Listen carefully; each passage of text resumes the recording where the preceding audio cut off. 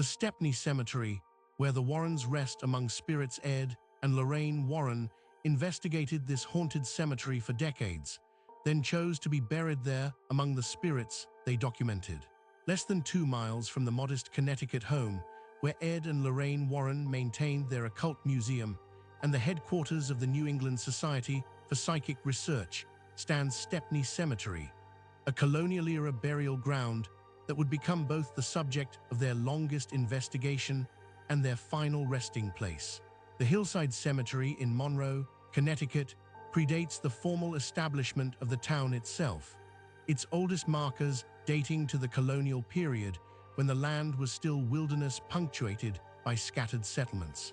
Generations of Monroe residents rest beneath the weathered headstones that climb the gentle slope, their names worn smooth by New England winters, their stories largely forgotten except by local historians and genealogists who trace family lines through cemetery records.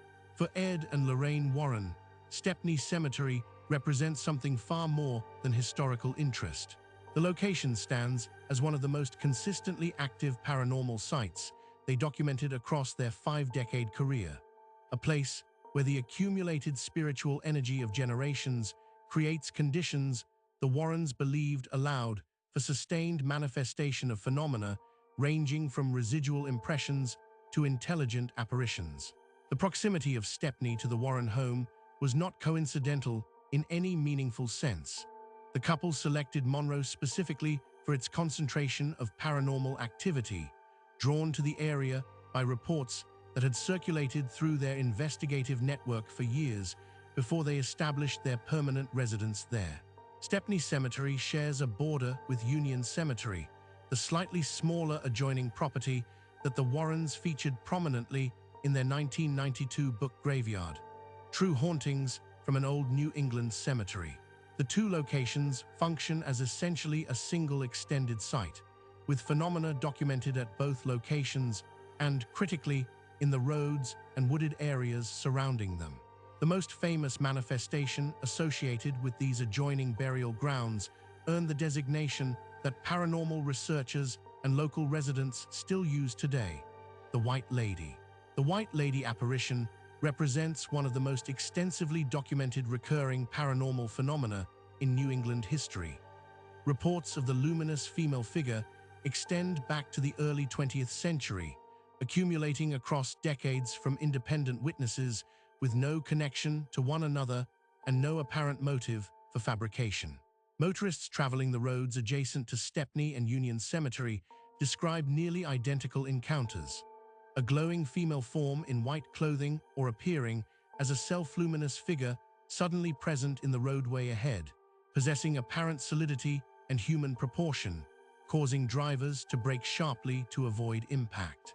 In every documented case, the figure vanishes completely within seconds, leaving no physical trace and no rational explanation that satisfies the witnesses themselves.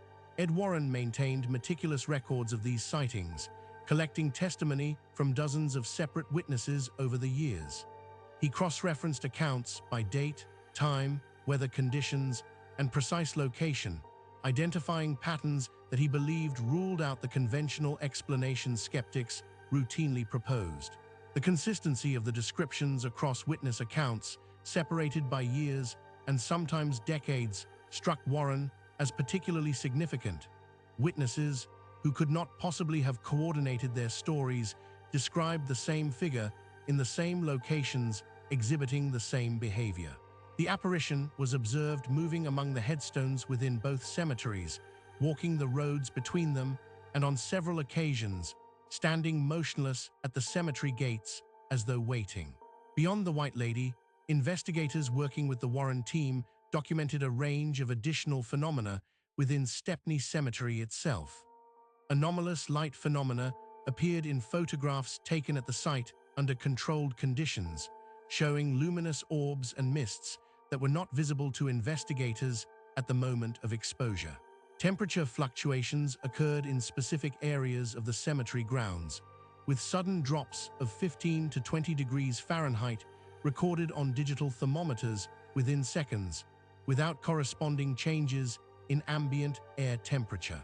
On multiple occasions, team members reported observing figures among the distant headstones that, upon approach, were found to correspond to no physical person present in the cemetery. For Ed and Lorraine Warren, the investigation of Stepney Cemetery was never a discrete case with a beginning and an end. It became instead a sustained, decades-long observation, a continuous monitoring of a location whose paranormal activity they came to understand as permanent rather than episodic. Ed conducted regular nighttime vigils at the cemetery, sometimes accompanied by NESBR team members, sometimes alone, accumulating hundreds of hours of direct observation across the years. These were not dramatic interventions, but patient watching, the methodical documentation that characterized Warren's approach to investigation.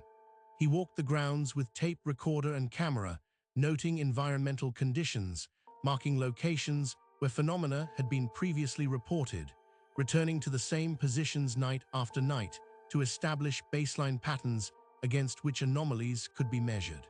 Lorraine's engagement with Stepney Cemetery operated on a different register. Her psychic sensitivity, which Ed regarded as the most reliable investigative tool in their arsenal, provided impressions that remained consistent across multiple visits spanning different seasons and years. She described the site as containing layers of accumulated residual energy, the emotional and spiritual imprints left by generations of mourners, the grief and love and loss that had been expressed at gravesides for more than 2 centuries. This residual layer was, in Lorraine's assessment, not threatening but simply present, a kind of spiritual atmosphere created by the accumulated experience of the living rather than by the agency of the deceased. Overlaid on this residual foundation, Lorraine identified the specific and more powerful presence of the White Lady. Through her psychic impressions, Lorraine characterized this entity not as residual energy, but as an intelligent spirit, the surviving personality of a deceased individual tethered to the location by circumstances surrounding her passing. Lorraine perceived profound grief associated with this spirit, an emotional intensity connected to personal anguish that had somehow prevented the normal process of spiritual transition. The White Lady, in Lorraine's understanding, was trapped not by external force, but by her own unresolved attachment, held to the cemetery grounds and surrounding area by the overwhelming emotion of her final earthly experience. Ed Warren's theological framework provided clear categories for understanding what they encountered at Stepney. He distinguished carefully between residual phenomena, environmental recordings of past events that replay without consciousness or volition, and intelligent phenomena which demonstrate awareness and response. The White Lady belonged to the latter category. Warren identified her as a true ghost in the precise sense, a discarnate human intelligence, the soul of a deceased person unable or unwilling to move beyond earthly attachment. This placed her in a category entirely distinct from the demonic entities that formed the most dangerous class of phenomena the Warrens confronted. Ghosts, in Warren's framework, were objects of compassion rather than fear. They represented human souls in a form of spiritual suspension, and the appropriate response was prayerful assistance rather than adversarial confrontation. More concerning to Ed Warren were occasional reports from team members and independent witnesses of a different quality of presence in certain areas of Stepney Cemetery. These accounts described not the visible apparition of the White Lady, but rather a felt presence, a cold, watching awareness that seemed to focus attention on the living with an intelligence that felt neither human nor benign.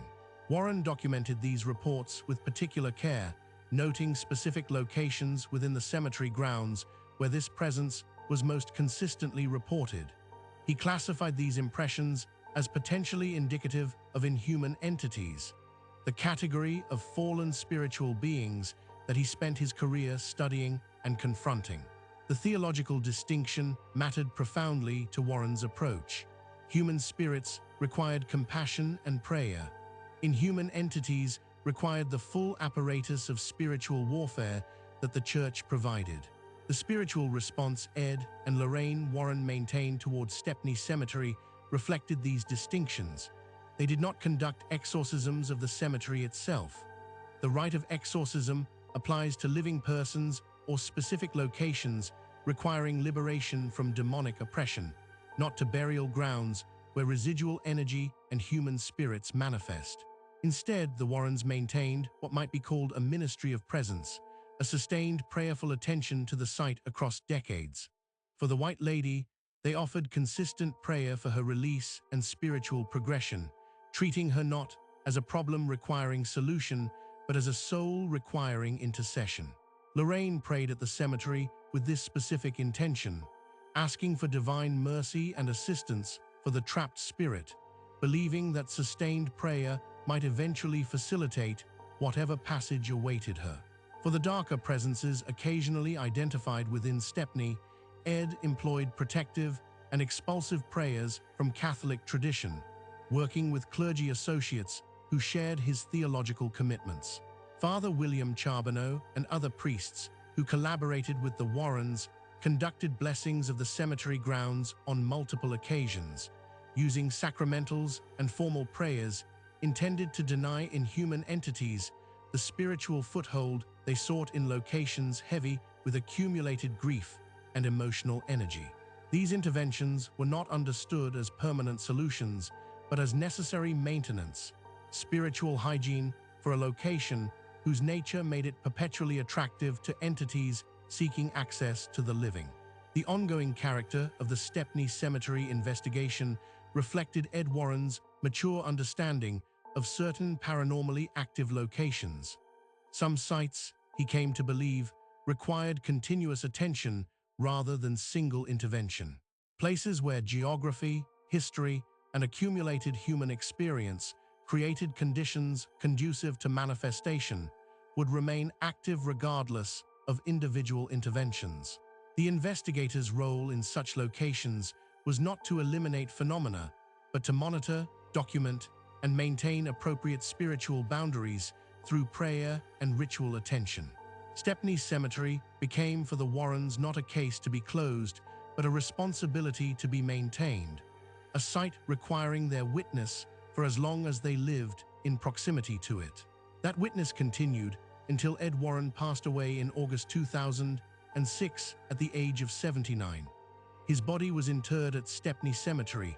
In the ground, he had walked countless times during nighttime vigils beneath the sky where he had photographed anomalous lights, surrounded by the headstones he had studied and documented across decades. Lorraine continued the work alone, maintaining the occult museum and consulting on cases until her health declined. When she passed away in April 2019 at the age of 92, she was laid to rest beside Ed in the same cemetery. Two of the most significant paranormal investigators of the 20th century buried in the most active site they had personally monitored throughout their careers. Those who knew the Warrens well find this choice deeply characteristic. They were people who lived their convictions without reservation, who spent their lives in pursuit of phenomena most people dismissed or feared, who maintained that the spiritual realm was not superstition, but reality requiring investigation and response. That they would choose to rest eternally within the most documented haunted location of their long career strikes colleagues and family members as a final act of commitment, perhaps even a final investigation of a different kind, an exploration of the boundary they had spent 50 years studying from the other side. The White Lady continues to be reported near both Stepney and Union Cemetery by witnesses who have no knowledge of the Warren connection to the site. Motorists still brake sharply on the roads surrounding the cemetery, shaken by encounters with a luminous female figure that vanishes before impact. The Warren grave itself has become a destination for those who wish to pay respects to investigators whose work influenced an entire field of paranormal research. More than a few visitors have reported anomalous experiences near the Warren headstone, sudden temperature drops, the sensation of being watched, photographic anomalies that appear only after images are reviewed away from the cemetery.